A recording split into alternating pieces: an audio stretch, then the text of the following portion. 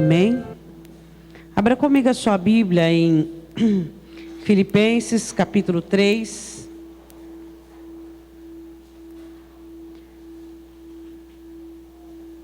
Versículo de número 12 e 13. Nós diariamente fazemos uso deste texto, porque existem muitas coisas que nós ainda não alcançamos, mas o nosso propósito é prosseguir até que alcancemos tudo aquilo que o nosso Deus tem para cada uma de nós.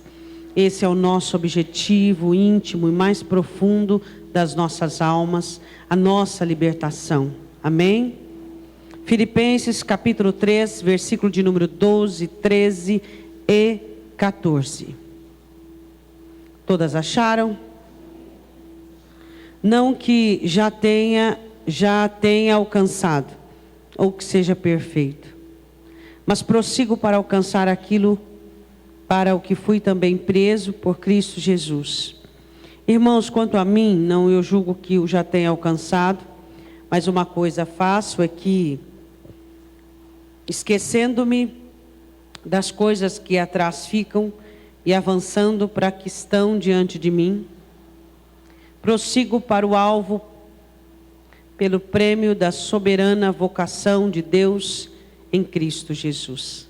Podemos assentar, abrindo comigo a sua Bíblia, em Números capítulo 27. Eu queria perguntar uma coisa para você. Você já ouviu falar da mulher de Ló, não é mesmo? Tem alguma coisa ligada aí que vai dar microfonia. Então, irmã, se você tem labirintite, tapa os seus ouvidos. Já ouviu falar da mulher de Ló, não é? Já? E das filhas de Zelofeade? Também? Quem nunca ouviu falar das filhas de Zelofeade? Pode levantar a mão. Nunca ouviu falar das filhas de Zelofeade? Isso. Nós vamos falar sobre elas hoje. E elas tiveram um papel muito importante em toda a legislatura de Israel. Elas foram algumas moças que fizeram a diferença. Eu quero ler com você em Números capítulo 27. Números capítulo 27, abra comigo. Todas acharam? Amém? Chegaram as filhas de Zelofeade, filho de Éter, filho de Gileade, filho de Maquir, filho de Manassés. Você vê que elas eram da descendência de Manassés, que era um dos filhos de José. E a Bíblia diz assim: entre as famílias de Manassés, filho de José, e esses são os nomes delas: Maala, Noa, Ogla, Milca, Tirza. E apresentaram-se diante de Moisés e diante de Eleazar, o sacerdote, diante dos príncipes e de toda a congregação, à porta da tenda da congregação, dizendo: nosso pai morreu no deserto e não estava entre os que se congregaram contra o Senhor no grupo de Coré, mas morreu no seu próprio pecado e não teve filhos. Por que se tiraria o nome de nosso pai no meio da sua família? Porquanto não teve filhos, dai-nos possessão entre os irmãos de nosso pai. Amém? Bom, eu quero começar esse pequeno estudo falando sobre o seguinte: sobre leis e regras das quais nós estamos submetidas. Satanás é astuto e ele se aproveita de toda e qualquer circunstância para nos colocar debaixo de limitações. E é interessante o nosso comportamento, que o nosso comportamento ele vai de uma maneira tão assídua e ele se torna um hábito. Nós começamos olhamos para uma situação que não nos agrada e inicialmente nós a rejeitamos, mas convivemos. Começa assim. Aí o segundo passo, nós estamos um pouco mais perto dessa situação. Aí vamos assim, dando essa continuidade de aceitação. Quando nós damos por conta, aquela situação, seja ela uma submissão ilegal, uma sujeição, ela se torna uma lei sobre a nossa vida, uma regra. E aí nós nos damos conta que nós estamos debaixo daquilo. Por exemplo, quantas mulheres que mendigam o amor, o carinho, o afeto de pessoas? Quantas mulheres que são dependentes de seus cônjuges, do humor de seus cônjuges? Quantas mulheres são dependentes de situações para ficarem bem? Então nós observamos que existe uma escravidão invisível, mas não silenciosa. Uma escravidão que tem estado atuante na vida de muitas mulheres, no âmbito espiritual e emocional delas. Você consegue identificar alguma regra e lei da qual você se submete? Afeto exagerado, carinho, dependência, amor, dependência, humor. Regras que estabeleceram para cada uma de nós. E nós, por não termos alternativas, nós simplesmente nos submetemos a elas. E nós não nos damos conta que nós estamos, dia após dia, nos mutilando. Estamos perdendo a nossa essência, estamos perdendo as nossas características. Por exemplo, existem mulheres, eu estou dando exemplos aleatórios, que antes de se casar, elas eram alegres, criativas, dinâmicas. Aí se casaram com uma pessoa totalmente tolhida, totalmente obscura. E essa pessoa, ela foi polindo essa mulher, esse cônjuge, até que essa mulher perdeu as características de sua identidade. Ela não é mais aquela moça, hoje uma mulher não é mais uma mulher alegre, nem dinâmica, nem criadora. Ela se entregou às regras e determinações, não de um homem, mas de um mau humor dele, mas das carências dele, das feridas dele. Porque o que nos impressiona é que os seres humanos fazem as regras para que outros obedeçam, e as regras que eles fazem por meio de suas próprias feridas, de suas próprias carências. Eu não gosto disso porque eu não suporto, eu não consigo conviver, e você também não viverá. Eu não posso isso porque eu sou uma pessoa que sofreu por algo, e você também não terá. Então nós percebemos que dia após dia, as situações, elas vão sendo acrescidas cada vez mais, e aí nós nos damos por conta que o gosto, que o prazer e que a alegria não tem nada a ver conosco. Que o que nós gostamos, nós aprendemos de uma outra pessoa, que o que nos dá prazer, nós recebemos de uma outra pessoa, que o que nos direciona é a direção de uma outra pessoa. E aí vem aquilo que Satanás disse para Eva: vocês serão deuses. Vocês criarão regras e mandamentos para outros seres humanos. Mas nós, biblicamente, espiritualmente, nós temos que identificar apenas um Deus. O antropoformismo é a ascensão humana sobre outro ser humano. Nós temos que servir os seres humanos, nós temos que amar os seres humanos, mas jamais podemos aderir à escravidão de qualquer outro ser humano sobre a nossa conduta emocional. Existem mulheres que irão morrer em seus cativeiros, sem nunca ter conhecido a liberdade. Saíram do domínio emocional dos pais e partiram para o domínio emocional dos cônjuges. E hoje estão presas, vivem em torno de um sentimento de uma outra pessoa. São dependentes totais do que o outro pensa, do que o outro sente, do humor do outro. Essa mulher, ela estará tão cativa que a vida dela irá basear-se simplesmente na outra pessoa. Jesus diz assim: quem não me amar mais do que pai, mãe, filho ou filha não é digno de mim. Ele nem nomeia cônjuge, porque não é um amor à altura da rivalidade com Cristo. Porque os amores mais puros que existem, é os amores que existem entre paternidade, maternidade e filiação. É impróprio para nós colocarmos qualquer cônjuge acima do Senhor Jesus na nossa vida. Porque a submissão que as mulheres devem aos seus maridos, nada tem a ver com escravidão. Nada tem a ver com anulação. Nada tem a ver com mutilação.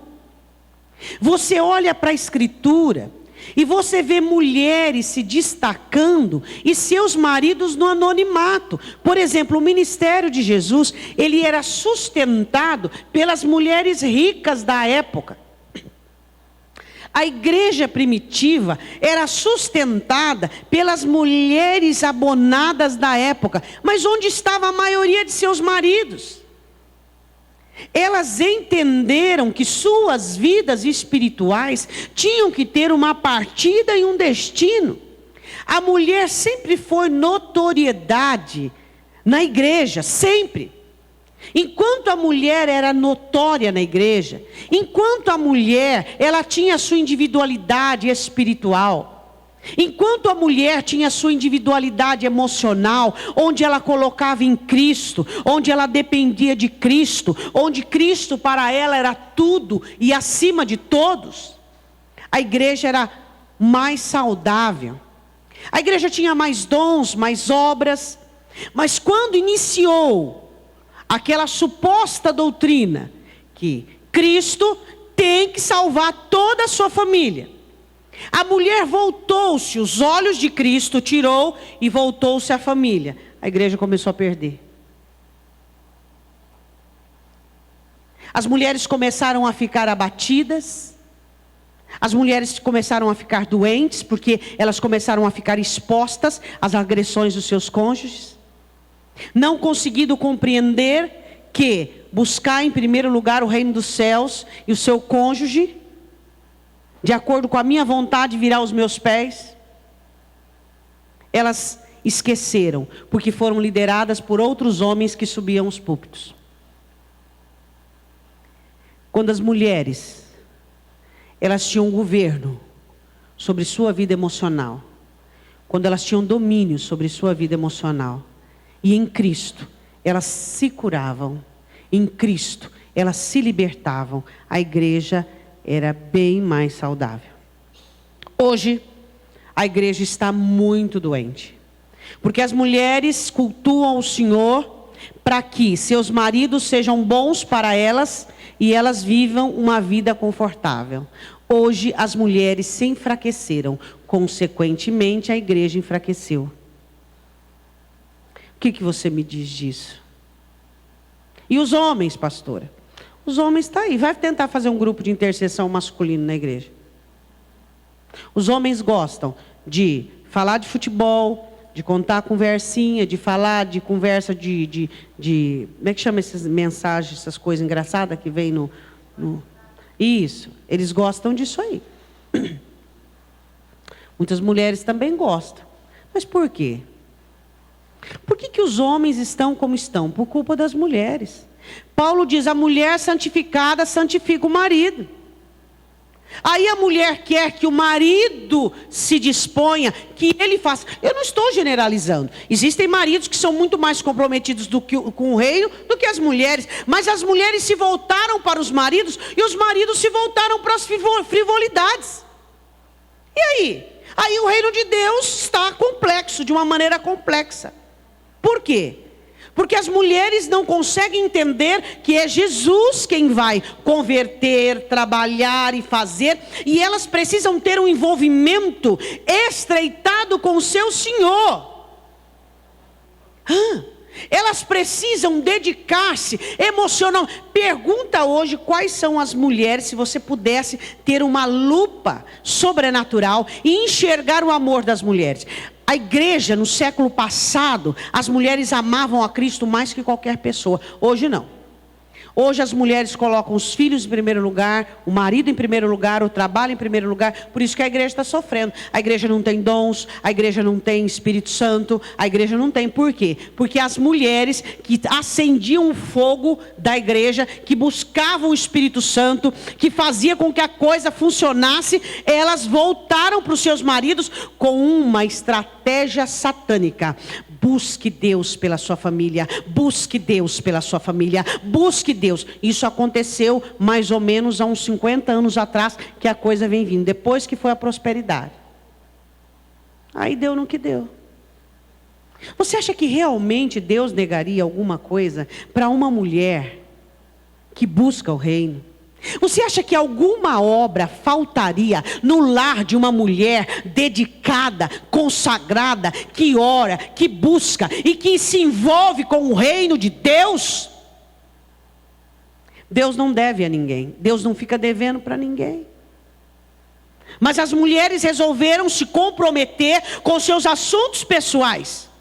O seu maior comprometimento é com seus assuntos pessoais. E o reino de Deus ficou de uma maneira secundária.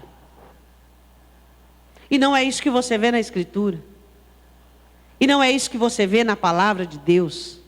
Mas por quê? Porque homens ensinaram, porque pessoas ensinaram, porque o modernismo, o suposto avivamento, veio por meio disso. O que é isso? Paulo disse, se alguém vier trazer qualquer doutrina, qualquer espírito ou qualquer Jesus que não coincide com essa palavra, você não deve aceitar. Você não deve aceitar. Agora o que você tem que entender é que a salvação é individual. E que a sua família beberá da água que saiu de dentro de você. E se você estiver seca, sua família morrerá na sequidão. De onde é? Onde é que seu marido vai ouvir falar de Jesus? Não é da sua boca não, é das suas atitudes, é do seu envolvimento com Cristo. Comece a mudar suas orações. Comece a consagrar-se a Deus. Comece a entregar-se ao Senhor. Comece a envolver-se com Deus. Nada te faltará, porque Ele é Deus. Ame-o acima de tudo. Este é o primeiro e grande mandamento. Sabe quais são as raízes do seu sofrimento? As raízes dos seus desabores? Os seus apegos ilegais. Você é mais apegada ao seu cônjuge, à sua casa, ao seu trabalho, aos seus filhos do que a Cristo. E enquanto a situação for assim, você vai continuar sofrendo. Sua família não vai dar certo, você vai sofrer no seu trabalho, você não vai dar conta das jornadas duplas e triplas. E aí? Aí você vai questionar e dizer assim, mas Deus, onde é que tu estás? Ele responde, eu estou aqui te esperando. E isso é um quadro muito triste. Você vê o potencial da mulher em todos os tempos, tanto no Antigo Testamento, onde elas venceram barreiras, onde elas venceram dogmas, venceram leis. No Novo Testamento, venceram preconceitos. E hoje, onde a mulher, principalmente no país em que nós estamos, que temos tanta liberdade, que temos tanta oportunidade, a mulher tem se perdido do cristianismo, a mulher tem perdido o foco, chamado único, Jesus. E tem se distraído com tantas coisas supérfluas, tantas coisas que não darão em nada.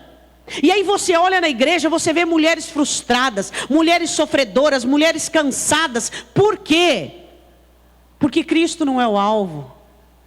Porque Deus não é o objetivo principal. Porque quando nós colocamos Cristo como alvo, nós não nos cansamos, não há fadiga. Porque a palavra do Senhor diz que aquele que confia no Senhor, ele será renovado como águia, com asas, voarão e correrão como corças. Eu quero perguntar para você, o que tem estado em primeiro? Não diga precipitadamente Jesus, porque a gente mente demais. Quem é que está em primeiro lugar da sua vida? Realmente, verdadeiramente. Quem te faz sofrer? Meu cônjuge. Pois é. O que deveria te fazer sofrer seriam os interesses do reino de Deus. Seu cônjuge não é seu problema. Seu cônjuge é problema do Senhor. O que deveria fazer você sofrer são as almas perdidas que estão se perdendo. São as pessoas dentro da sua igreja que estão sofrendo, que estão carentes, que estão necessitadas. O seu interesse tem que ser o interesse do reino de Deus. Quando você se compromete com Deus, Deus se compromete com você. Não existe aliança unilateral. Alianças são de ambos os lados. Comprometa-se com Deus, comprometa-se com o reino de Deus. E você vai ver o quê? Você vai começar a enxergar que as suas coisas, demais coisas, que é marido, filho, casa e trabalho, vão começar a entrar no eixo, vão começar a ser acertadas. Chega de mulheres na igreja pela metade. Chega de mulheres que fazem de conta que estão envolvidas, mas não estão envolvidas e nem comprometidas. Enquanto seu marido te fizer sofrer, você vai continuar sofrendo. Mas quando você começar a dizer, Senhor, ele não é um caso para mim, é um caso para o Senhor, eu entrego de verdade, eu vou me envolver no teu reino. Aí eu faço uma grande pergunta às vezes nas minhas orações. Quando eu estou orando pela igreja, eu digo, Senhor, o que algumas mulheres vão conseguir fazer no céu se o marido delas não estiverem lá? Elas vão ficar perdidas. Porque elas giram em torno do marido. O marido olha, elas já adivinhou o que é. Hã? O que elas vão fazer no céu? Elas vão falar assim, Senhor, cadê meu marido? Ele está no inferno. Eu posso ir para lá? Senhor, sabe o que é? Eu te amo, mas eu não vivo sem ele. Jesus, eu posso ir para lá? Filha, mas lá é o inferno. Não, Senhor, mas ele está lá, eu quero estar onde ele está. E aí? Hã? O que aconteceu com a mulher? Eu ainda não consegui essa resposta. Eu acredito que Satanás trabalhou com todo o cativeiro, ele viu do potencial da mulher, ele começou a criar cativeiros emocionais, começou a criar carências, e essas carências geraram um cativeiro. Que a mulher hoje é dependente emocionalmente do homem. E a sua dependência emocional tem que ser de Deus, não tem que ser de outro ser humano. Ah, mas eu sofro tanto com o meu cônjuge, vai continuar sofrendo, porque ele é um ídolo na sua vida, porque ele é um Deus. A partir do momento que Jesus Cristo ser único na sua vida, você vai parar de sofrer. Diga, eu entendi. Bom, eu começo a falar sobre regras e leis, e no capítulo 27, nós lemos do 1 ao versículo de número 4, havia algumas moças, vamos lá, nós temos 3, 4, 5 filhas de Zelofeade. Esse homem não teve filhas, e era muito complicado na época, porque eram os homens que herdavam. O mais velho, o primogênito, tinha uma herança de tudo e de todas as coisas. Tá, vamos lá. Aí, elas nasceram e o Zelofeade não teve filho. E elas iam ficar, era assim, o censo já havia sido feito, e elas não tinham sido nomeadas. Então, era assim, toda a herança do pai dela, a herança que elas iam possuir ainda, na terra prometida. A terra prometida ainda estava de posse dos nativos. Toda a herança que elas iam ter, iam passar para o irmão do pai. Então, com quem elas casassem, se elas casassem com o moço, elas iam depender da herança do moço. Elas não iam levar herança. Pergunta assim para a sua irmã, você trouxe herança para o seu casamento? Elas queriam levar a herança para o casamento, elas queriam herança. Elas não queriam depender unicamente da herança do marido, porque elas eram legítimas. Eram mulheres, mas eram legítimas filhas de Zelofeade. Aí eu pergunto uma coisa para você, você trouxe herança para o seu casamento? Nós estamos falando de cura, de vida emocional, de identidade, de compromisso, de firmeza. Ah, pastor, eu trouxe... Quando eu me casei, eu era totalmente diferente. Eu era uma moça... Hoje em dia, pastor, eu sou um trapinho. Quem destruiu sua herança? Você trouxe uma herança. Eu fico olhando, é de dar dó. Os pais criam as filhas com identidade, com caráter, com firmeza, alguns pais... Filha, é assim mesmo. Filha, você é linda. Filha, você consegue. Filha, como você faz bonito. As suas mãos são abençoadas. Aí casa. Toda a herança dela vai por água abaixo. Você olha para aquela moça, dali 20 anos, 15 anos, é um trapinho. Não sabe nada, não sabe nem de que comida gosta. Não sabe nem do que gosta. Não tem mais inspiração. Quando era mocinha, pintava, fazia crochê, gostava, inventava, tinha ânimo. Hoje você olha para ela, é uma mulher ofuscada, que ela fica assim no olho do marido, vendo o que o marido aprova, pensa e quer, e ela vai atrás fazer. É de dar dó. Você que tem filhas e que você investe tanto nelas, na imagem, você investe nas filhas a identidade, você quer vê-las como mulheres de Deus, e você quer vê-las como pessoas idealizadas. Se elas se casarem e elas se submeterem a regras humanas, elas se tornarão nada dali 15, 20 anos. Nada. Perderão toda a identidade, a criatividade, a dinâmica da vida. Elas se tornarão sujeitas a outro ser humano. Agora eu quero perguntar uma coisa para você. É isso que Deus quer para nós? Não. Não é. Mas são os maridos que fazem isso? Não. Quem é que faz isso então? A carência da mulher. Sexo? Não. Também acho que não. A não ser algumas que são dementes. Mas eu acredito que é uma carência de mulheres que se submetem. Você sabia que tem mulher que ela procura o marido todo dia para fazer sexo, com medo dele procurar outra? Que ela se sujeita a todo tipo de prática sexual para que ele não procure uma prostituta. Pelo amor de Deus, ela se torna uma prostituta para que ele não procure uma prostituta. E eu estou falando de mulher crente. Ela se sujeita a qualquer situação para agradar aquele homem, virando a face para o filho do homem, para aquele que morreu na cruz por ela. Isso é um absurdo. Mas vai que ele procura outra. Azar dele. Problema dele com Deus. Deus vai descer a mão nele. Acabou. E aí, a sua insegurança e dependência de um ser humano é tamanha que você ignora as leis de Deus, você ignora o mandamento de Deus para obedecer mandamentos humanos. O que será que esse homem tem que Jesus não tem? Impressionante. Será que é a beleza? Será que tem algum homem, marido aqui que é ou então, sei lá, não sei. O que é que os maridos têm que Jesus não tem, minha irmã? Tem mulheres que perderam, irão perder marido. Foram traídas e continuarão sendo traídas, porque o seu ídolo é o seu cônjuge. E a Bíblia diz assim, que onde está o seu tesouro, aí está o seu coração. E Satanás é ladrão, ele vai atrás de tesouros.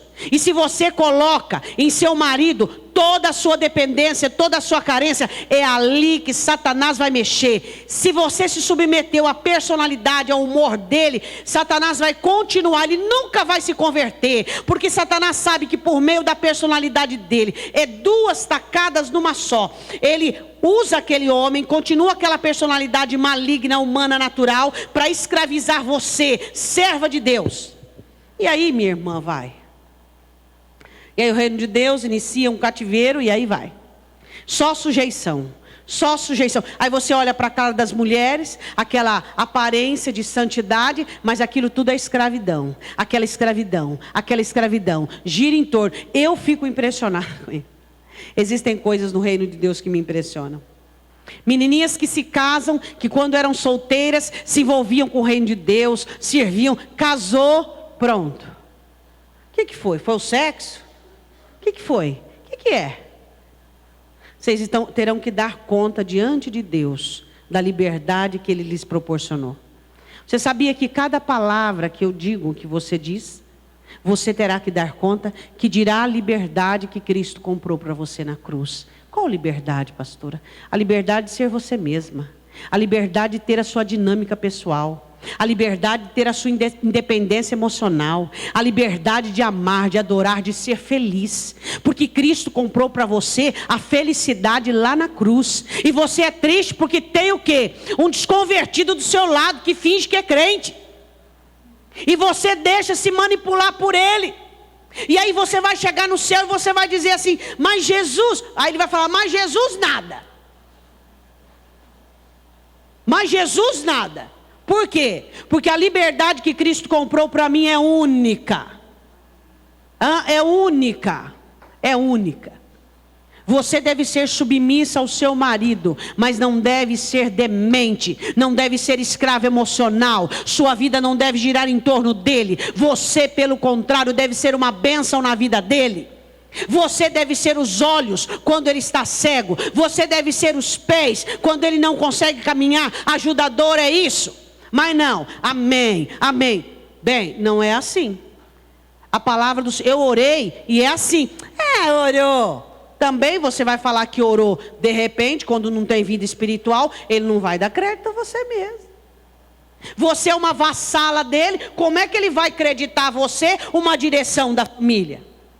Mas quando você é uma mulher de Deus, antes dele tomar atitude, ele olha para você e diz assim, e aí, o que você acha?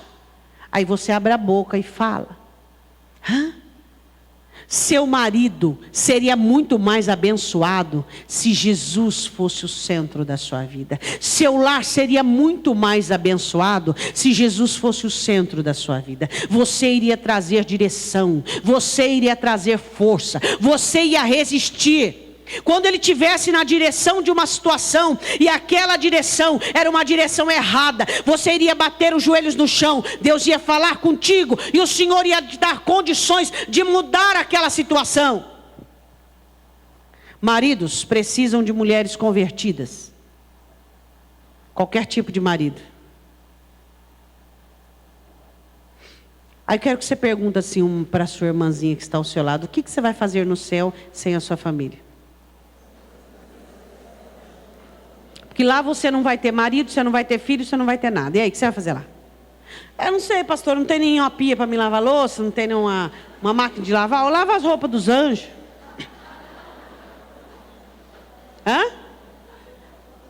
O que você vai fazer no céu, se não tem atividade doméstica? Não sei. E aí? O que você vai fazer lá? Se você não tem uma identidade individual com o Senhor. Se não tem uma atividade individual com Deus. Bom, vamos lá. Elas não tinham sido contadas do censo. Elas conhecem a sua própria história. Assumiram a liderança do clã. Olhe para sua irmã de novo e diz, assuma a liderança do seu clã. Assuma a liderança do seu clã. Comece a orar pela sua família, comece a jejuar por sua família, comece a ser independente emocionalmente do seu cônjuge, comece a ser você a fonte, você a fonte, onde o seu marido possa ter em você água que vem do céu, alegria, ânimo, destreza, força, onde os seus filhos possam contar com o Cristo que habita dentro de você. Mulheres que dizem assim, eu estou no meu limite, é porque não estão em Cristo, porque em Cristo não há limite, porque nós em Cristo teremos abundância. Bom, elas tinham uma herança. Qual a herança que elas tinham? Você consegue identificar do versículo de número 1 até o versículo de número 4, qual é a herança que elas tinham? Leia aí novamente, consiga identificar qual é a herança que as cinco filhas de Zelofeade tinham. Elas tinham uma herança. A herança delas era a do versículo de número 3. O que está escrito? Meu pai morreu no deserto, não estava entre os que se congregaram contra o Senhor, no grupo de Coré, mas morreu no seu próprio pecado e não teve filhos. Qual a herança aqui, no versículo 3? Que elas tiveram? Qual a herança? Elas receberam uma herança do pai. Elas disseram assim, meu pai não se envolvia com rebeldes. Meu pai não se envolvia com a prole. Meu pai morreu no deserto de uma morte comum. Ele não se envolveu com rebelião. Ele não nos deixou maldição. Essa é a herança que você deixa para os seus filhos. A principal herança é não delimitar a vida deles por meio de maldição. A principal herança que você deixa para os seus filhos é uma vida de compromisso, de santidade, de caráter, de retidão. Essas moças só tiveram condições de pleitear a herança humana, física, territorial e a perpetuidade do pai por meio da herança espiritual. Meu pai não nos deixou maldição espiritual. Nós não somos malditas. Meu pai não estava naquela turma de Datã, Abirã e Coré. Não. Meu pai morreu no deserto, morreu de morte natural, dos seus anos. A maior herança que você deixa para os seus é não ter uma vida de pecado, é não ter uma vida de fragilidade, é não ter uma vida de erros. Quantas vezes os seus filhos são visitados porque recebem consequências de seus erros, porque recebem consequências de seus erros. Essa é a maior herança que você deixa. Uma herança de determinação, de firmeza, de caráter. Mesmo que eles cometam erros em suas vidas, eles terão o caminho de volta. Qual é o caminho de volta? É o caminho que você trilhou, é o caminho que você edificou. Um caminho de honra, um caminho de fé, um caminho de determinação, um caminho sem titubeio e de firmeza. Eles um dia irão acordar, por mais que peguem atalhos, por mais que se desviem. Você será para eles um ideal. Você será um norte. Porque eles dirão: a minha mãe fez assim, a minha mãe era assim, a minha mãe. Você acha que quem ensina caminhos para os filhos são os pais? Não. Quem dá herança para os filhos, herança emocional, herança de dignidade, os pais nem ficam com os filhos. São as mães, com seus ideais, com seus princípios, com seu caráter, com a sua firmeza. Você pode analisar, dificilmente um filho é firme quando a mãe não é firme. Ele pode ter o pai mais firme que for, mas se a mãe for aquela Maria vai com as outras, o filho fica meio débil. Analisa, não estou generalizando, alguns fogem à regra, mas pode ver, analisa. Você já observou? Toda filiação, observa para você ver. Filiação, o pai é rígido, severo. Olha os filhos quando a mãe é bobona. Os filhos ficam tudo bobão, que é criado com a mãe.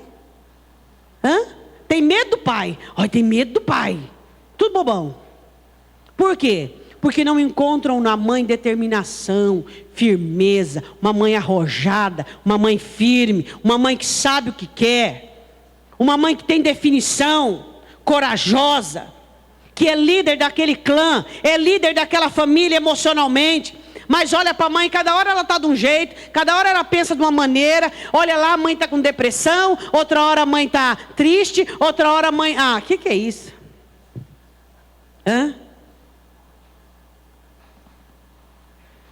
Eu tenho uma memória na minha ótica, na minha visão, que quando está meio frio, eu abro o chuveiro e a água sai quente, toda vez eu me lembro. No inverno eu chegava em casa e eu via de longe um fogaréu no meio do quintal. Quem era que estava naquela, sabe aquelas latas de tinta? Acendendo fogueira, esquentando água para os filhos tomar banho. No frio. A mãe. Eu olhava para aquilo e eu dizia assim: gente, que mulher forte. Que mulher determinada. Para cada um ela ia. Você acha que algum de nós ia lá e pegava a lata e temperava a água? Tudo folgado.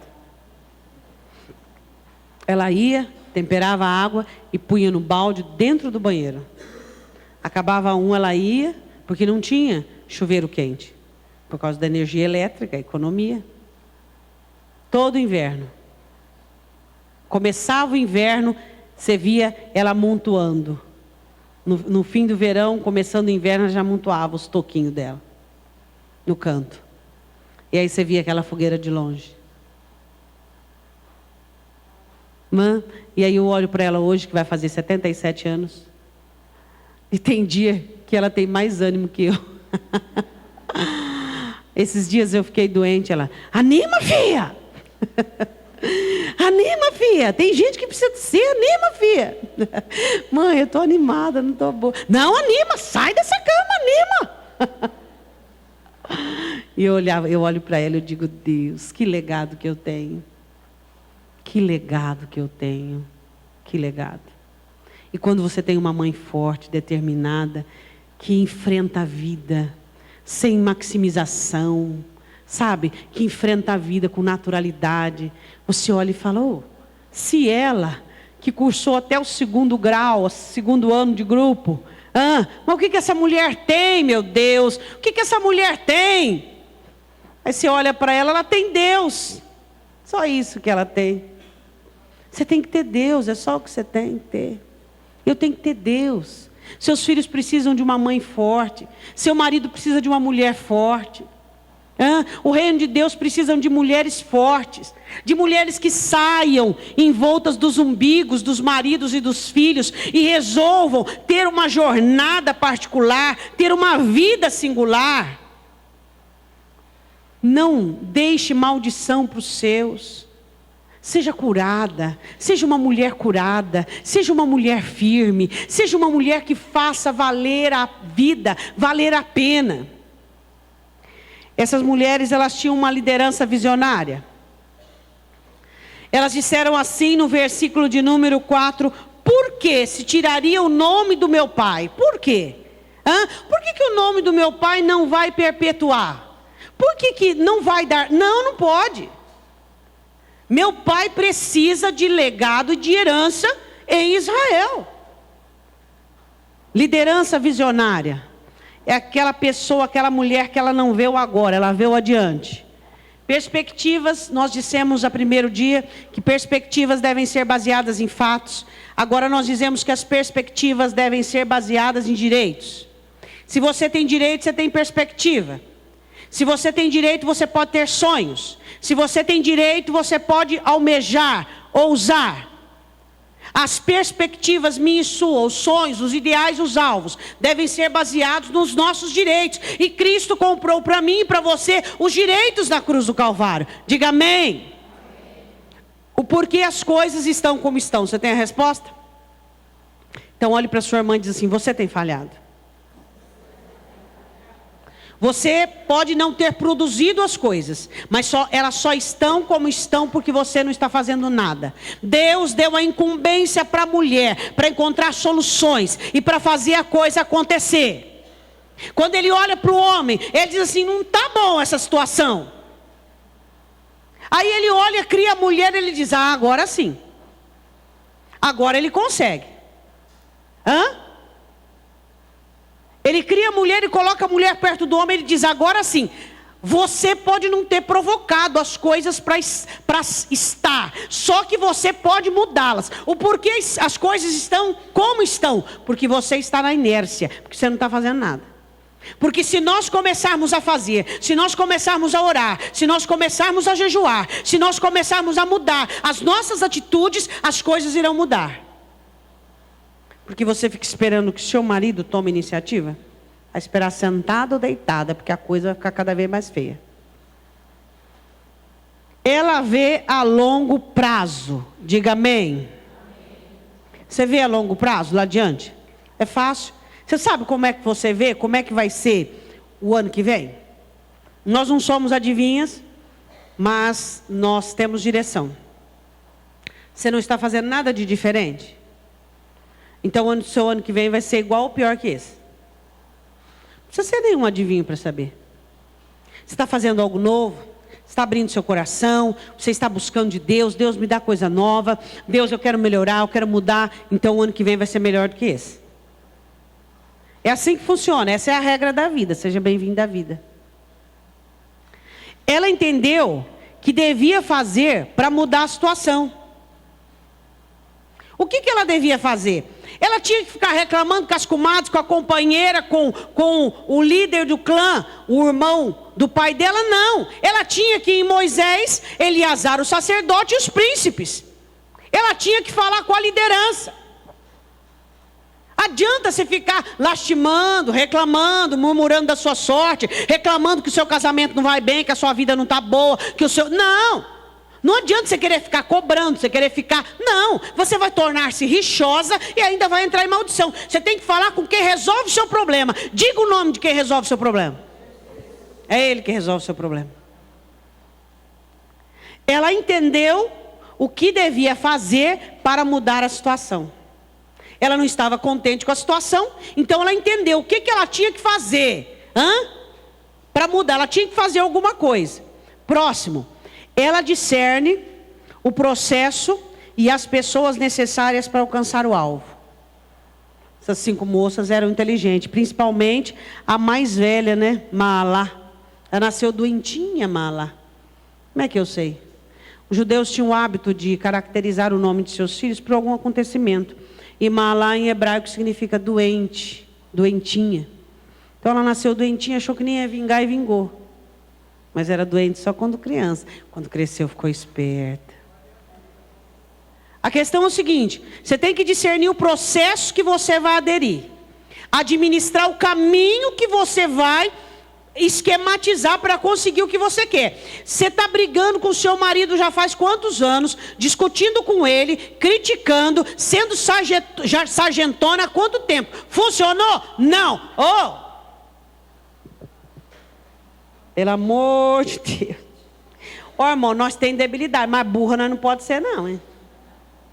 Não é? Porque se a mulher foi colocado diante dela a sabedoria, peraí um pouquinho. Há quanto tempo você está na mesma estratégia e não está funcionando? Usa a inteligência um pouquinho, tá? Vamos orar, vamos receber a direção de Deus. Vamos falar ao Senhor, minhas armas e ferramentas não funcionam, a coisa não muda. Discirna o processo. Qual é o processo que você vai percorrer? O processo que Deus te dá, não é o seu, não é o meu, é Deus quem nos dá direções, não é do homem, escreve Jeremias, que caminha o seu caminho, mas cabe ao homem dirigir, cabe Deus dirigir os passos do homem. Ela discerne o processo e as pessoas necessárias para alcançar o alvo. Olhe para o seu alvo. Quais são as pessoas necessárias? Você tem que identificar. Pastora, a pessoa necessária é uma só, eu. Então, muito bem, melhor ainda, quanto menos gente, menos trabalho é. É ou não é? Se você só pode contar com você, você não precisa de mais nada. É só você colaborar e contribuir com a situação, é ou não é? Qual é a regra que uma pessoa visionária atende? Liderança visionária. Ela tem perspectiva baseada em direito. Ela tem o porquê das coisas que estão como estão. Ela analisa e observa e diz, está errado, eu preciso fazer alguma coisa. Ela vê o longo prazo.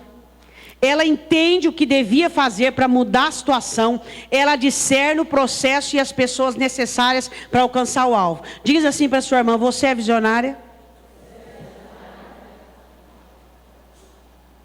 Tem gente que fala assim, eu sou visionário, eu vejo tudo de ruim que vai acontecer.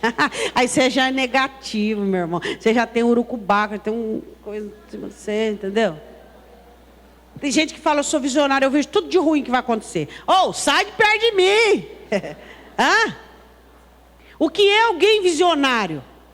É alguém que planeja uma situação e vai em busca do processo para alcançar o alvo. E não retorna, porque a coisa que Deus abomina é gente que desiste e não retorna antes de conseguir aquilo que alcançou. E diga assim comigo, existem leis já pré-estabelecidas, que eu preciso quebrá-las. Fala uma delas para sua irmã do lado. Uma lei que foi posta sobre você, seu marido, não seu marido, você mesmo por sua carência. O diabo, né? Não sei, pastora, pelo amor, estou falando até agora, só misericórdia. Leis estabelecidas, timidez, ociosidade, carência, leis estabelecidas emocionais, afinal nós estamos num seminário de cura interior.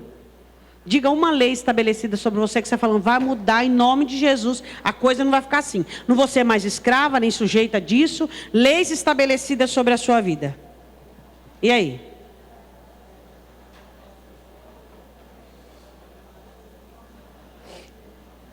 Vou só dizer uma coisa aí, vamos lá. Vou ajudar vocês um pouco mais. Pergunta assim para sua irmãzinha do lado, você é mãe? Tá. Você é esposa? Tá. Aí ela pensa no ofício dela como mãe e como esposa. Aí agora pergunta para ela assim: e como serva de Deus, como é que está a sua vida?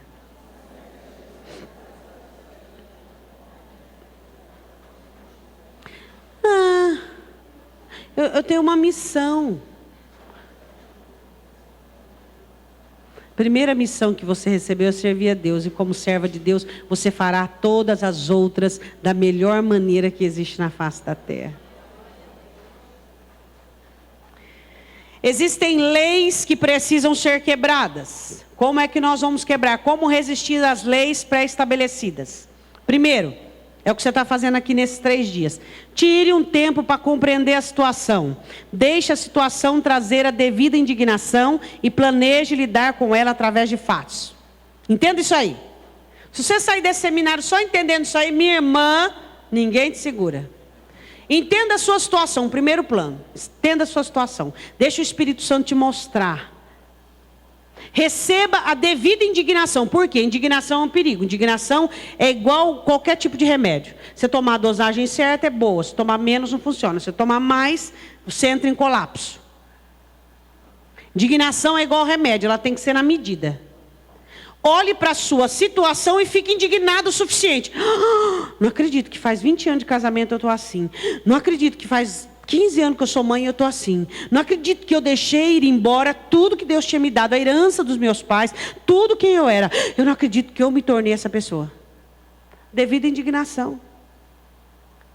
Tire um tempo para compreender a situação. Deixe a situação trazer a devida indignação. E planeje lidar com a situação através de fatos. Não através de, estou sentindo, vai vir um anjo. O que mais que o povo faz, que as mulheres fazem? Estou arrepiando. Somos dirigidas pelo Espírito Santo, mas gerenciamos fatos. É isso que nós temos que entender. Fatos, realidade. Porque senão você vai ficar frustrado. Mas eu investi, pois é, investiu errado. Se tivesse investido com Jesus, Jesus ia trabalhar lá, naquilo que não é para sua alçada. Mas como você investiu naquilo que não era sua alçada, Jesus não trabalhou. Então agora fica com a sua depressão, com a sua frustração, porque não deu certo. Gerenciamos fatos. Qual é o fato? Meus filhos são assim, meu marido é assim, eu posso? Não, já fiz de tudo. Então, Senhor, só o Senhor vai dar jeito. Resolve.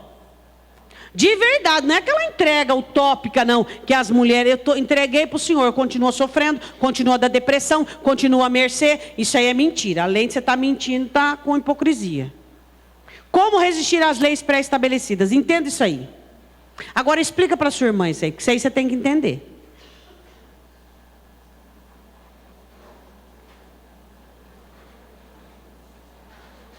Reflita. Reflexiona. Pastora, mas eu já estou velha, meu casamento faz 30 anos, 40, não dá para mudar. Opa, como não dá para mudar? Se você mudar, dá para mudar, porque a sua mudança, ela converterá o seu marido. A sua mudança, ela trará bênção sobre a vida da sua casa, da sua família. Não estou gerando rebelião aqui não, minha irmã, só estou abrindo seus olhos para aquilo que você não está cumprindo na palavra. Segundo, como é que você resiste leis? Segundo, dirigidas pelo Espírito Santo, gerenciamos fatos. Você pode dizer glória a Deus? Não é porque você vai se envolver com Deus, e você vai, e aí você vai chegar em casa, o seu marido vai estar com uma auréola, e 2 asas atrás. Não, você gerencia fatos. A situação vai continuar como está, até você começar a mobilizá-la. E quando você começar a reagir, ela vai começar a mudar. Ela vai começar a acompanhar a sua mudança. Diga glória a Deus. Terceira maneira de você mudar regras pré-estabelecidas. Necessidades não devem ser, senão você vai fazer igual que brote a tavar. Sepulcro do desejo. Necessidades não podem ser imediatas apenas. Necessidades têm que ser a longo prazo. Busque conselhos que são confiáveis. Deixa eu ver só essa aqui, parece que pulou. Deixa eu ver. Pulou uma. Isso. Espera aí. Pense nas necessidades a curto e longo prazo. Pense grande e a longa distância. Necessidades não é só para agora, é para depois também. Então você analisa o seguinte: se a coisa está assim do jeito que está, como é que vai estar o ano que vem? Como é que vai estar daqui 10 anos? Como é que vai estar daqui 5 anos? Necessidades, elas continuam sendo necessidades, se tornam cada vez mais agravantes. Pense nas necessidades como elas estão, da maneira em que ela está. Por quê? Porque as necessidades, elas tendem a piorar. Pense, analise as necessidades que você está agora. Elas vão melhorar sozinhas? Bem-vinda ao mundo de Alice. Alice no País das Maravilhas. Necessidades não se resolvem sozinhas, não são sanadas sozinhas. Elas precisam de uma atividade humana. Necessidades são administradas a curto prazo e a longo prazo. Deu para entender? Agora, busque conselhos de quem é confiável. Diga amém. Quem é que pode dar conselho para você?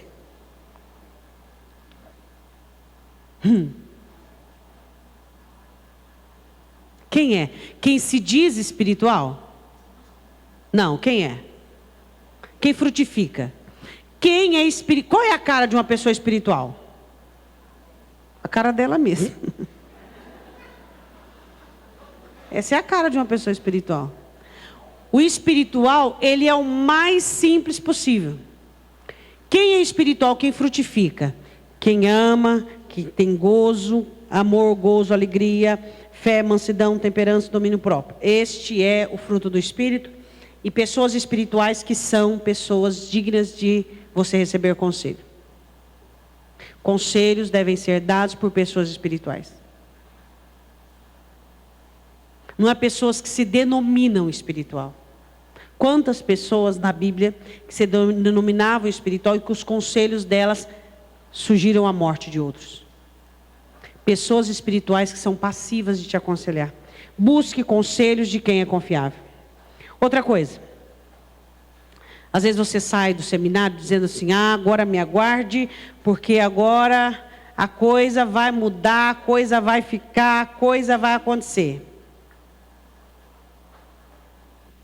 Dê tempo a si mesma, não se prenda à dinâmica do tempo. Dê tempo a si, administre. Não vai se mutilar, não vai se atropelar. Dê tempo para administrar suas reações, para amadurecer a ideia, para assumir um comportamento. Comportamento não é o exterior, ele é assumido. Comportamento verdadeiro vem da identidade. Dê tempo a você mesma. Uma coisa muito importante que eu pratico na minha vida é ficar todo dia sozinha comigo mesmo, pelo menos meia hora. Só eu e Deus. Faça isso. Você precisa ficar sozinho com você mesmo. Você precisa administrar a sua situação. Você precisa analisar o que você está pensando, o que você anda sentindo. Você precisa olhar-se por dentro. Você precisa administrar a sua vida. Você precisa fazer isso. Não se prenda à dinâmica do tempo. Não fique, colocando em você uma carga. Então agora tem que mudar, agora tem que mudar, agora tem que mudar. Não. As coisas que realmente mudam verdadeiras são aquelas que mudam pouco a pouco. Coisas que mudam bruscamente não são perenes, não são para sempre. A mudança verdadeira, ela é gradativa, ela é pouco a pouco. Diga, eu entendi. Uma combinação perfeita, qual que é? Sempre deu certo para mim. E dá certo para você também. Combine caráter com perspectiva. Perspectiva todo mundo tem. Você sabe o que é perspectiva? Ideais, sonhos, planejamento. Só que tem que ter caráter. Caráter, firmeza, princípios, idoneidade, diligente, aplicada. Caráter e perspectiva são combinações que funcionam, dão certo. Agora, frivolidade, perspectiva, nulidade, perspectiva, letargia, perspectiva não funcionam, não combinam. Combine caráter com perspectiva. Essas moças estavam combinando sonhos, projetos com o caráter que elas tinham. Amém? Uma coisa que mulher não gosta. O que mulher não gosta? Fazer de novo. Se ela limpa a pia, ela odeia que alguém deixe um copo em cima. Coisas para serem bem feitas e definitivas, elas precisam ser feitas de novo. Será que você consegue entender isso? Mas eu já orei, já consagrei, já jejuei. Tinha um tempo que eu estava tão animada. Olha, eu orava na cabeceira da cama, eu orava no lençol, eu orava, eu abençoava. E não virou nada. Até o lavrador sabe o tempo que precisa a semente ficar enterrada sem ser vista, para ela germinar e para nascer e frutificar. Ele espera anos. Olha lá, ó. Aceite a dinâmica da repetição. Existem coisas que devem ser feitas muitas vezes até conseguir serem terminadas. Mas por que você não consegue repetir? Por falta de determinação.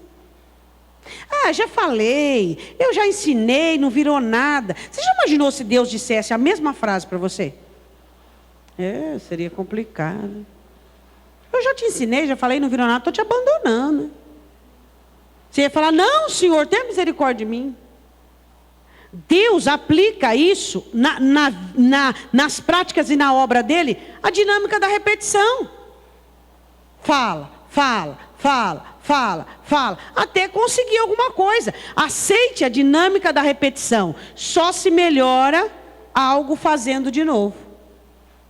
Você consegue entender isso? Amém? Bom, agora, quem de nós não queremos fazer coisas?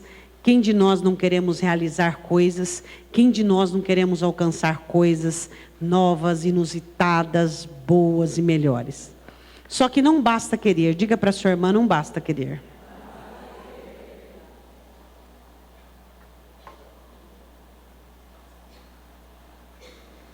E aí, o que você me diz disso? Saber fazer é tão importante quanto ser forte o suficiente. E aí? Aquelas moças eram fortes para saírem do anonimato e chegarem até Moisés e toda a turma e reivindicar o direito delas. Tem que ser forte o suficiente. Tem que ser forte o suficiente. Você é forte o suficiente para aquilo que a vida exige de você? Tem um ditado aí, secular, que diz assim, um adágio: a vida é dura para quem é. Aí eu tenho um versículo para substituir isso. Se te mostrares fraco no dia da angústia, é que a tua força é pequena. Quantas vezes nós não somos fortes o suficiente para aquilo que nós temos que enfrentar? Paulo diz, prepare-se para o dia mau. Todos nós teremos dias maus. E aí? E se eu não for forte o suficiente, eu vou me sucumbir à situação. Eu vou ficar detonada por dentro. Eu vou ficar acabada. Por quê? Porque eu não me preparei antecipadamente. Porque se preparar não é você ser negativa. Se preparar é você se fortalecer para o que der e vier. Se não vier nada, você está forte. Mas se vier, você está forte. E quem te fortalece? Quem? Jesus. Eu quero falar de uma doença. Pergunta assim, você tem essa doença? Neofobia. O que será isso aí? Novo, fobia, medo, terror. Aversão ao progresso, horror às inovações. Você tem essa doença? Rotina, mesmice, deixa como é que tá para ver como é que fica. Eu sei o jeito que vai ficar. Você adivinha, vai ficar pior. Por quê? O diabo tomará conta disso e fará tudo certinho para ficar pior. Neofobia. Não gosta de mudança, não quer melhorar. Horror à inovação, sendo que Deus tem tudo novo para nós. Deus tem coisas novas para nos dar, tem tudo novo para nos oferecer. E existem pessoas que têm fobia do novo e fica naquela situação. Abra o seu coração para tudo que Deus tem, melhore. Você, mulher crente, é igual vinho. Quanto mais idade você tem, mais bonita você vai ficar. Diga amém aí. Mais inteligente, mais cuidadosa, mais esperta. Eu estou envelhecendo, eu estou ficando mais bonita. Verdade. Verdade. Ficando mais inteligente, mais esperta, mais calma. Nós somos igual vinho. Nós somos igual vinho. E eu vou ficar mais bonita ainda. A idade vai chegando, você tem que ir combatendo. A idade vai chegando, você vai combater, né? Porque se você se entregar, minha irmã, a coisa fica feia, né? Você tem que ficar mais bonita cada dia que passa. Você tem que se cuidar, você tem que, sabe, a importância de você aderir às coisas novas. Você não pode envelhecer conforme o tempo, não. Você tem que aprender que Deus tem muitas coisas boas para você. E que se você não cuidar de quem Deus mais ama, que é você, você vai cuidar de quem e do quê? Sabe uma coisa que eu digo quase todos os dias para mim mesma? Eu digo assim, sabe por que você vale a pena? Você vale a pena porque Jesus morreu por você. E Jesus não morreria por algo que não valesse a pena. Então, se Deus fez um sacrifício tão grande, é por alguém que vale a pena. Você mata tudo quanto é autocompaixão, tudo quanto é autodepreciação, tudo quanto é masoquismo. Tem mulher que não pode olhar no espelho. Por quê? Porque ela não vai gostar do que vê. Não estou falando estou falando de abandono. Você abandona teu cabelo, você abandona teu rosto, você abandona tudo. Abandona, está abandonada. Aí você olha para alguém e fala assim, você vê Cristo na minha vida? A irmã fala, só se for no dia da crucificação.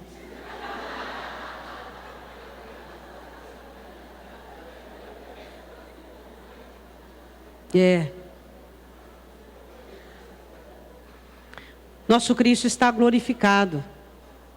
Não estou falando para você endividar-se, estou falando para você fazer o melhor com o que você pode. Você pode fazer o melhor com o que você pode. Não abandone você. Você é um instrumento de Deus. Não estou falando também para você virar perua do dia para a noite. Perua nasce perua. Você não sabia disso? Você pode ver as menininhas que é perua, ela já identifica perua. A mãe põe uma tiarinha nelas, elas ajeitam a tiarinha. Já nasce, menino. Não adianta. Existem pessoas que ficam bem. É dela, é natural dela. Estou falando para você se cuidar. É disso que eu estou falando. Não estou falando para você sair imitando. Vou imitar aquela irmã ali, que aquela irmã, nossa, ela é bonita, ela não sei o quê. Mas vai ver quanto que ela gasta para a produção dela. Faz uma produção com o que você tem, o melhor que você pode. É isso que Deus quer de você. Que você se goste. Que você não tenha medo do progresso. Porque você precisa aderir ao progresso. Você está em progressão.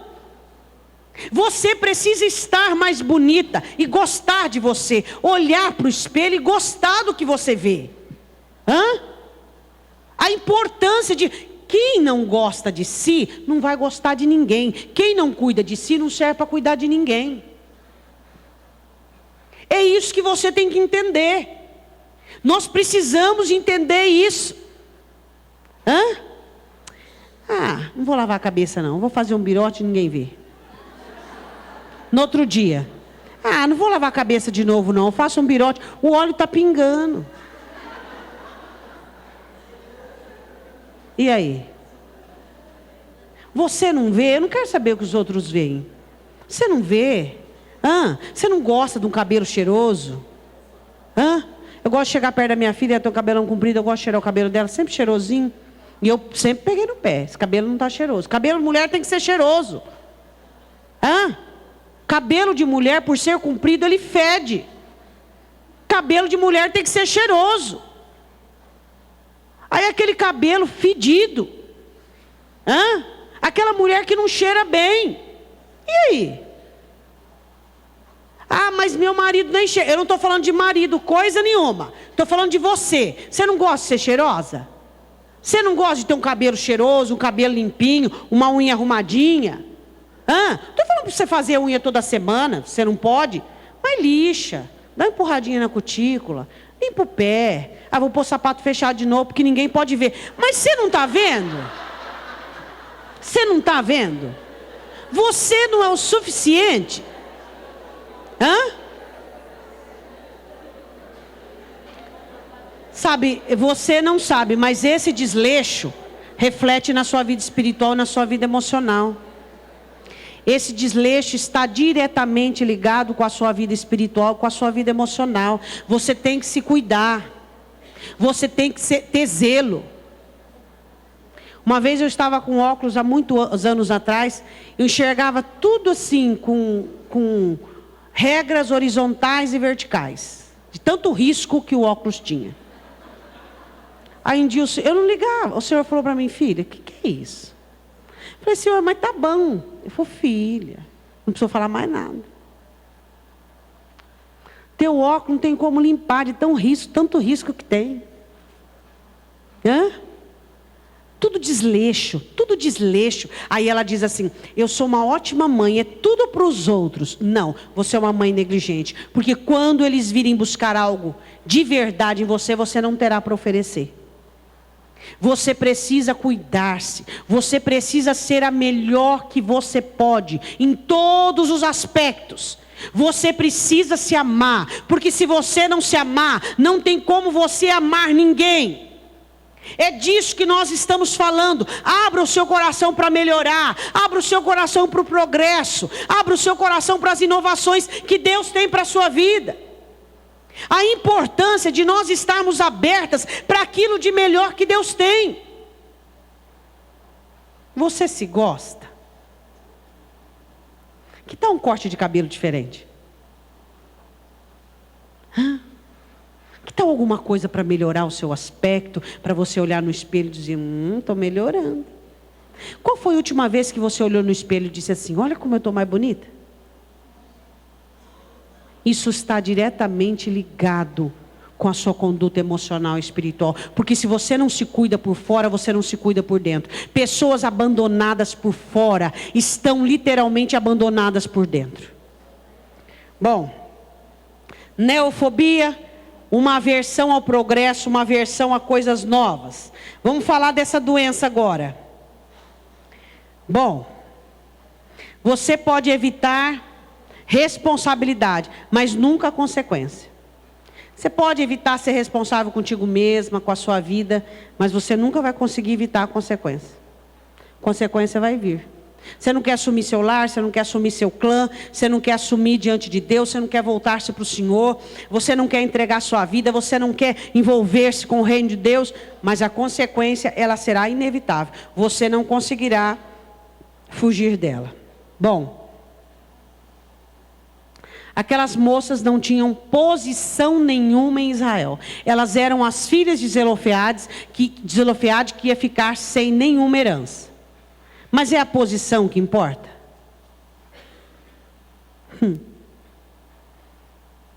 É um DIS antes. Não é a sua posição, mas a sua disposição é que fará a diferença. Diga amém.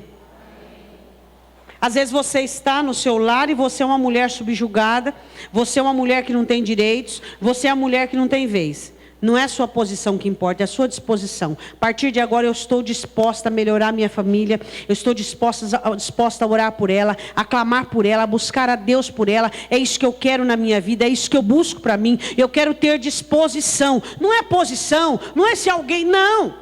Elas não tinham posição, mas tinham disposição que ia levá-las à posição.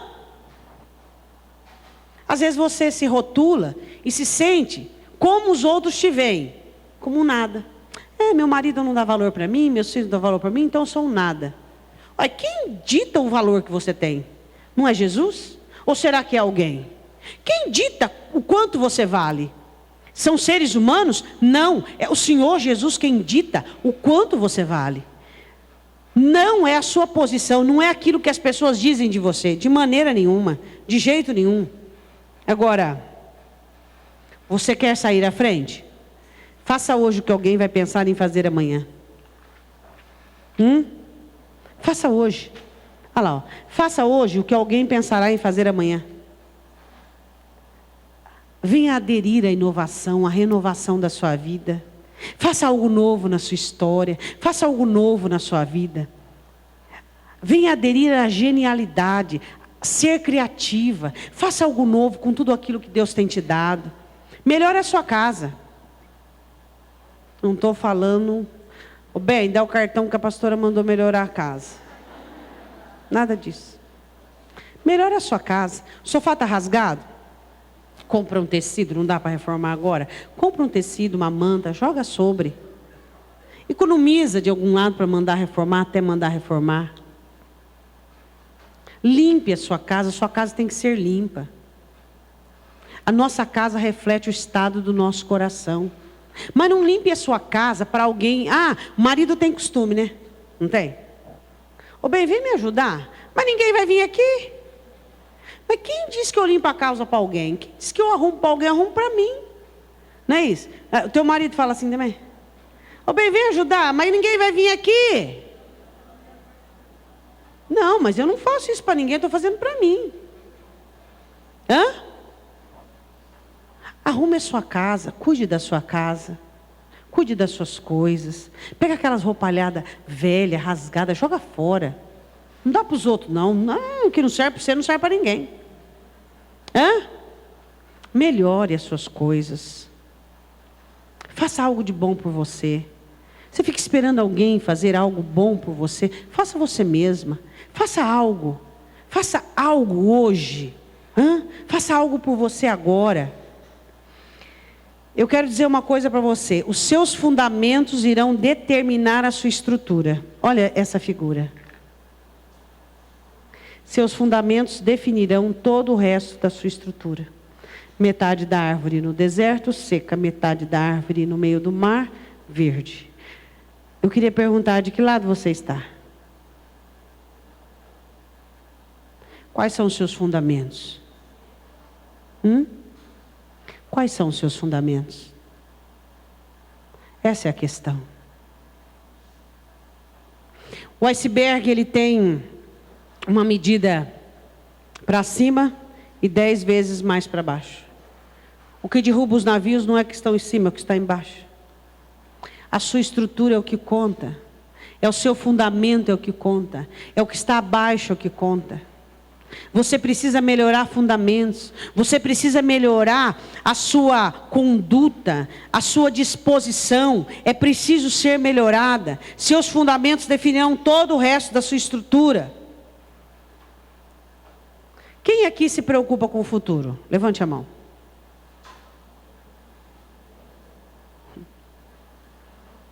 O futuro, ele deve ser tratado de uma só forma. Com uma atitude. Todo o resto você pode jogar fora. Preocupação, ansiedade, qualquer outra coisa. O futuro, você tem que dar uma resposta para ele. E aquelas meninas, o que elas estavam fazendo? Elas estavam preparando o futuro do seu clã. A terra que ainda não estava de posse de Israel, mas que iria estar, precisaria passar para a descendência delas. Então elas olhavam para o futuro e elas tiveram uma atitude. O que elas fizeram? O futuro não precisa da sua preocupação nem da sua ansiedade. Tem gente que fica, o que será, o que será? Prepare-se para ele, faça agora o que você vai querer colher amanhã. Aí eu vou falar algo assim, uma incógnita. Plante hoje para colher amanhã. Prepare-se para o seu futuro. Prepare-se para ele. Não adianta você ficar preocupada, ansiosa, perguntando o que será. Faça algo por amanhã. Faça algo pelo seu amanhã. Trabalhe hoje. Enquanto você está forte, enquanto há condições. Por quê? Porque hoje você tem condições, mas se debilita. Amanhã você vai acordar e vai dizer, eu quero, mas não tem força. Ou você acha que a vida inteira você vai ficar saudável? Você não sente o peso dos anos? Eu sinto. O peso dos anos chega para todos nós. E aí? Então agora, você que ainda tem juventude, que ainda tem dinâmica, façam coisas que você irá colher lá na frente, seja ela quais for aí que estiver nos seus planos. Aí tem gente que gosta de olhar para cima e ficar esperando uma oportunidade, né? Você é assim, de ficar esperando? Eu vou esperar um sinal. Eu vou esperar uma voz. Não veio a voz nem um sinal. Eu vou esperar um outdoor celestial, não veio. Eu vou esperar o quê? Quem olha para a chuva, para o tempo? Quem olha para o vento? Não planta nem colhe, disse Salomão. Fica esperando, esperando, esperando, esperando. Cuidado, que se você ficar esperando, olhando para cima, o mau tempo vai cair em cima da sua cabeça. O que espera as oportunidades caírem do céu sofrerão com o mau tempo. Quem olha para a chuva nunca vai semear, e quem olha para o tempo nunca vai colher. Fica lá esperando.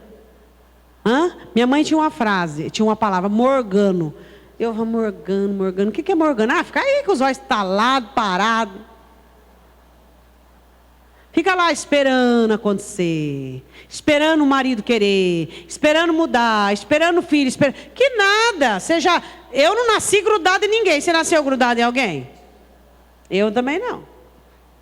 Eu não nasci colado em ninguém. Pega o teu rumo que eu estou no meu.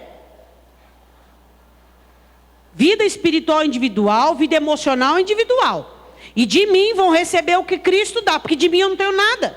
O meu amor é falho, tudo é falho. E eu preciso que Cristo me encha para que eu possa dar alguma coisa para alguém. Então, eu vou para Cristo. Eu preciso de Cristo. Então, o que nós precisamos entender é que você fica esperando. Está esperando o quê, irmã? O que você está esperando? Administre a situação aí, vai em cima e vai buscar. O que você entende com esse versículo? O teu princípio pode ser pequeno, mas o seu último estado será grande e extremo.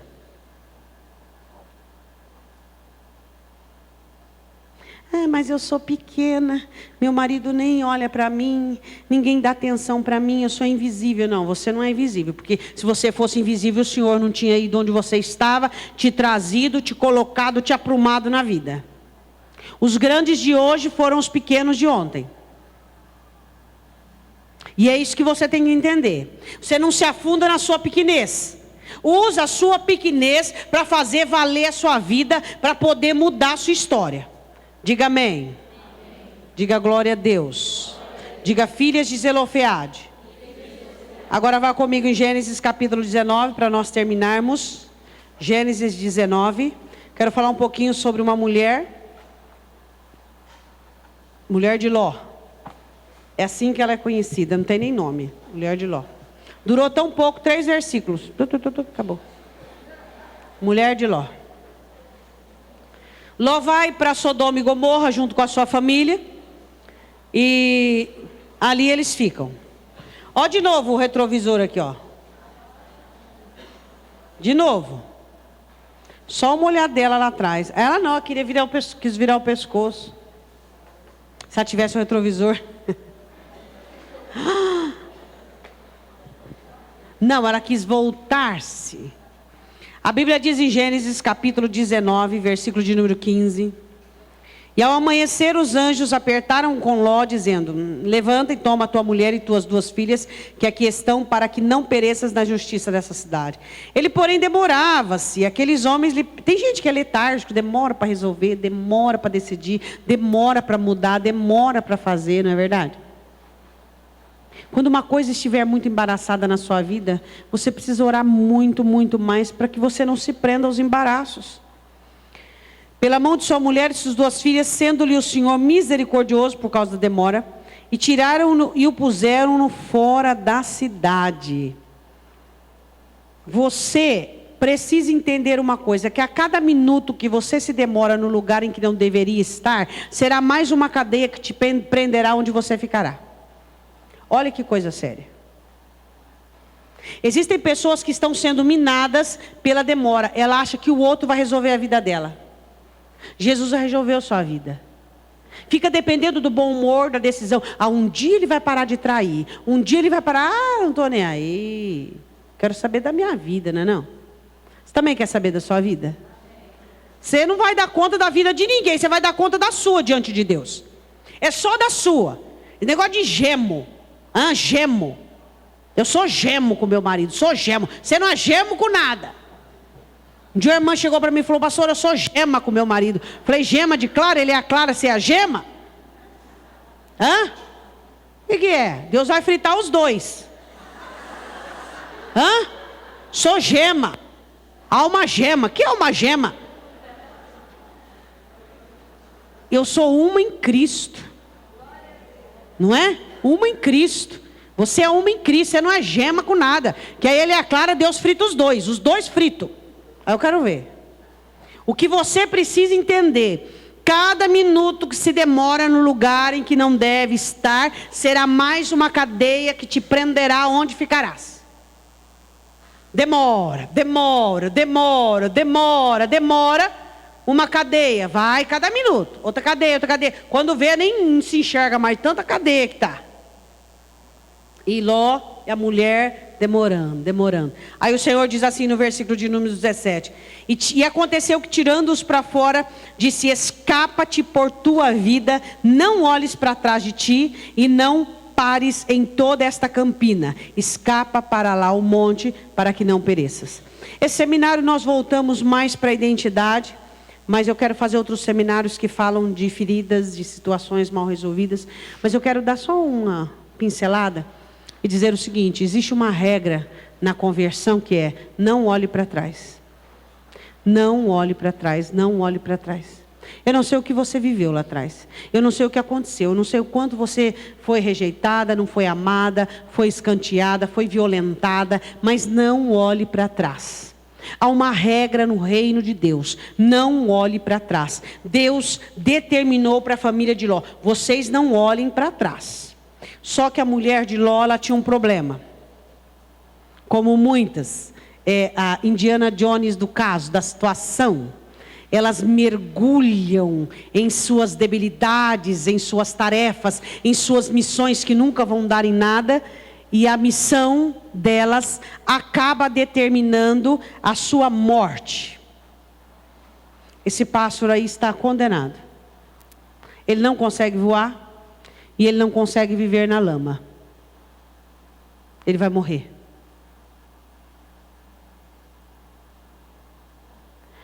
Onde você mergulha definirá a sua vida ou morte.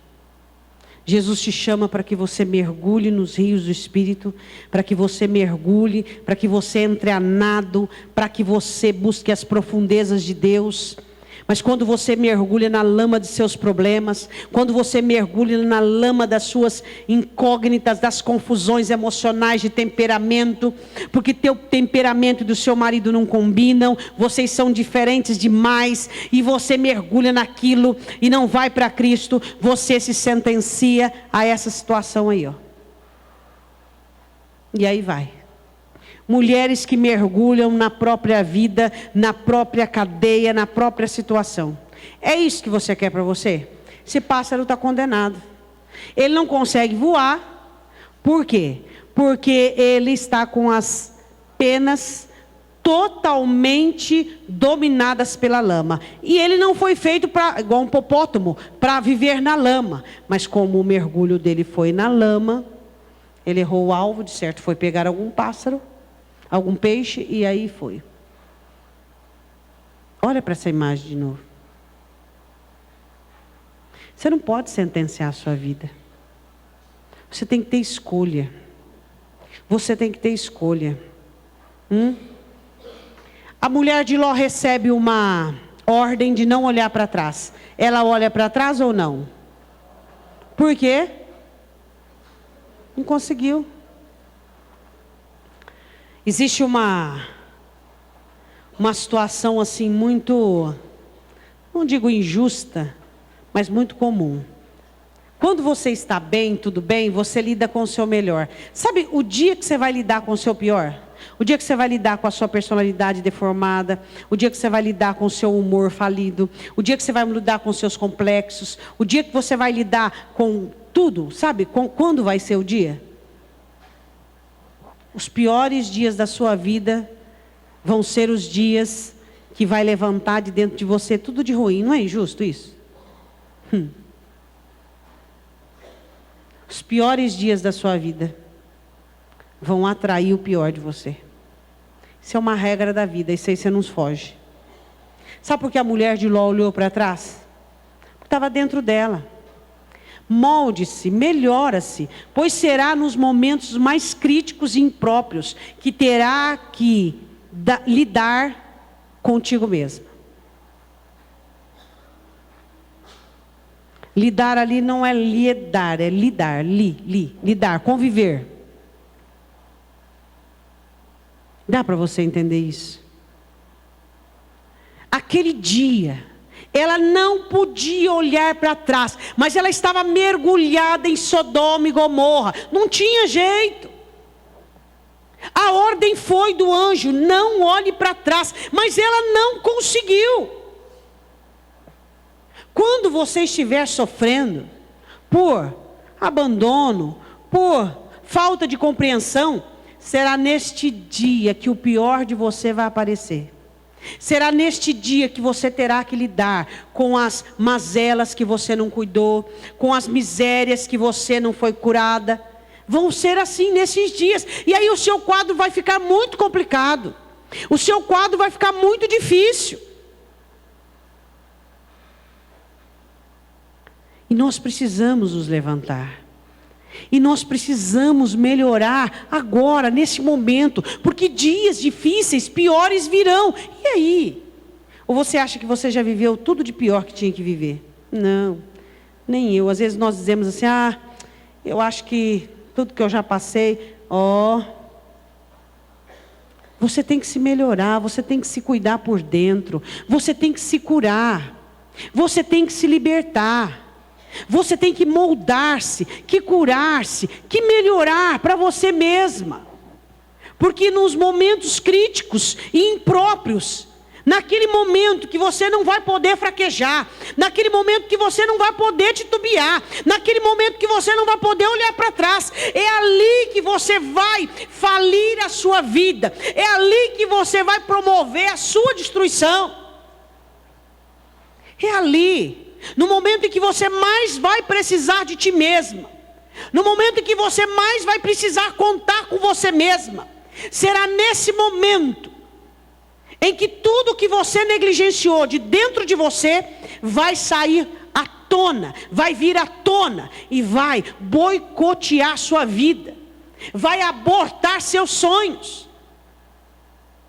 Por isso que você deve ser muito cuidadosa.